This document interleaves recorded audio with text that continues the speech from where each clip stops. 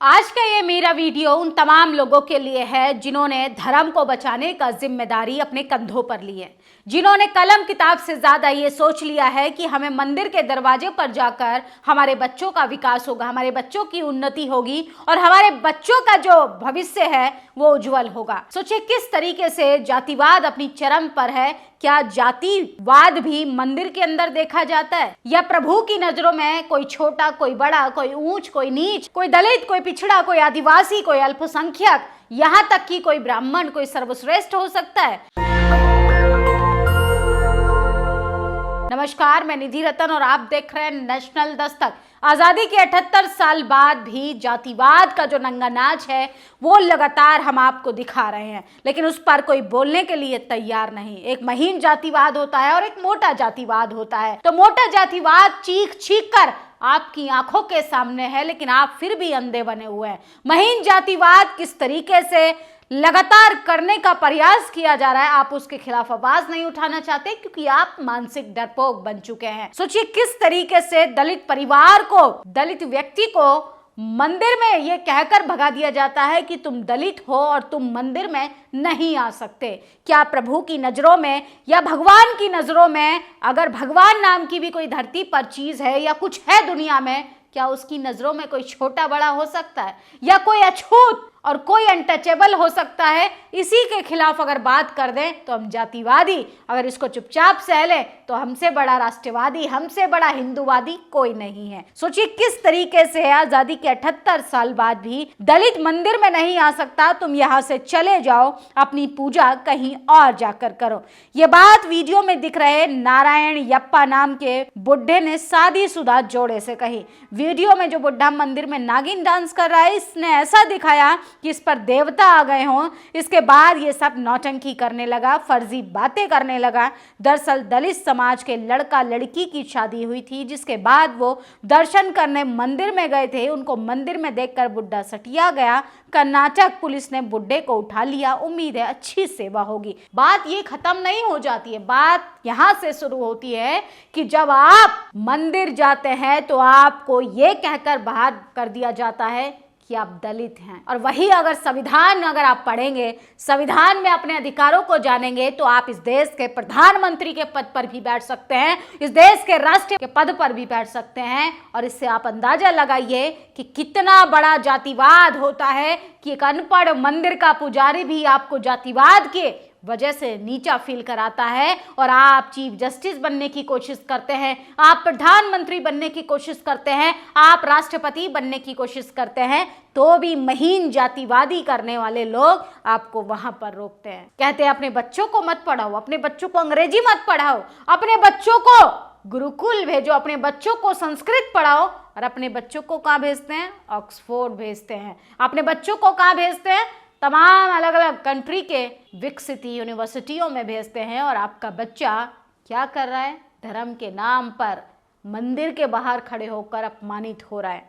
सोचिए किस तरीके से ये लोग जातिवाद का नंगा नाच करते हैं। वो व्यक्ति याद है जिसने सीजीआई पर जूता फेंका था? किस तरीके से कह रहा था वो कि मुझे मेरे प्रभु ने कहा। अरे प्रभु सिर्फ जूता मारने के लिए ही दलितों को कहता है? प्रभु किसी के साथ जातिवाद करने के लिए कहता है? आपका प्रभु सबसे बड़ा जातिवाद है। आपका प्रभु कभी ये क्यों नहीं कहता कि यूजीसी गाइडलाइन का समर्थन करना चाहिए? आपका प्रभु ये क्यों नहीं कहता कि घोड़ी चढ़ने से दलित को नहीं रोकना चाहिए? आपका प्रभु ये क्यों नहीं कहता कि हाशिए पर खड़े आजादी के 78 साल बाद भी इस देश की मुख्य धाराओं में आने चाहिए? असल में प्रभु नाम का जो आपने कैरेक्टर बनाया हुआ है, उसकी आड़ में आप जातिवाद कर रहे हैं। अरे आप तो प्रभु के भी सगे नहीं हैं। और सोचिए जातिवाद की आड़ में किस तरीके से अमानवीय घटना की जा रही है। ये किस श्रेणी में आएगा?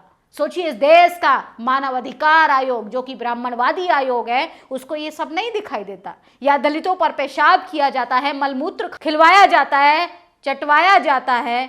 सोचिए किस तरीके से अरे अधिकारों का हनन हो रहा है। सरेआम एक बुड्ढा अपमानित कर रहा है, इस पर कोई कार्रवाई नहीं, क्योंकि चीफ जस्टिस जो है, न्यायालयों में जो बैठे लोग हैं, वो कोलोजियम से आए हैं। आप इसके खिलाफ अगर आवाज़ भी उठाएंगे तो आप जातिवादी हो जाएंगे। और सोचिए ये हमारे देश की तस्वीरें हैं जिसको हम विकसित भारत बनाना चाहते हैं, और उसी विकसित भारत में किस तरीके से मंदिर के दरवाजे पर जाति देखकर अपमानित किया जा रहा है। अरे सोचिए किस तरीके से देश की छवि बना दी गई है कि आप मंदिर में दान दे सकते हैं, पैसा दे सकते हैं, जेवरात दे सकते हैं, अपनी बहन बेटियां दे सकते हैं, लेकिन आप मंदिर में जाकर पूजा नहीं कर सकते क्योंकि आप दलित हैं। तो सोचिए किस तरीके के हालात हो गए हैं।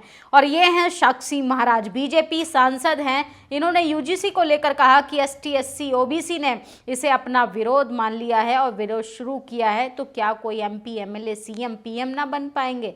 साक्षी महाराज ने यूजीसी पर दिए इस बयान को बड़ी अहम माना जा रहा है। तो तमाम लोग इनकी आलोचना भी कर रहे हैं, समर्थन भी कर रहे हैं, लेकिन बात यह है कि यूजीसी गाइडलाइन की वजह से किन लोगों को घबराहट हो रही है, किन लोगों को डर लग रहा है। क्या वही लोगों को डर लग रहा है जो ऑलरेडी जातिवादी हैं। सोचिए दलित परिवार को मंदिर से निकाला गया, बाहर शादी के बाद मंदिर में दर्शन करने गए थे जोड़ा, आरोपी अरेस्ट हो गया। मंदिर के बाहर निकाले गए दलित परिवार ने पुलिस में आरोपी के खिलाफ शिकायत दर्ज कराई। पुलिस ने इस मामले में एक्शन लेते हुए आरोपी को गिरफ्तार कर लिया है। सोचिए सबसे बड़ा सवाल है कि भारत में जो जातिवाद है वो कब खत्म होगा।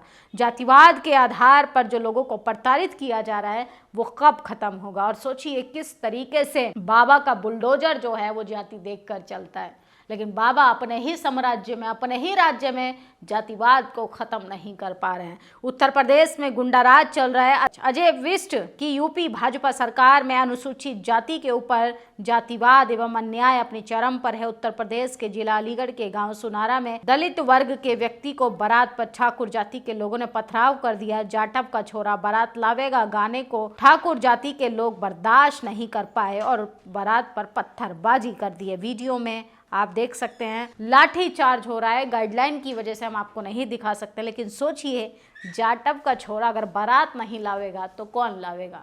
ठाकुर यहाँ पर जातिवाद करेगा और बर्दाश्त किया जाएगा। संविधान सबको समान अधिकार देता है, तो ये ठाकुर, बनिया, ब्राह्मण, तमाम तरीके के अलग अलग जातियों में उपजातियां बनाकर अपने आप को सर्वश्रेष्ठ बनाते हुए शर्म आनी चाहिए कि हम मानव को मानव नहीं समझ रहे।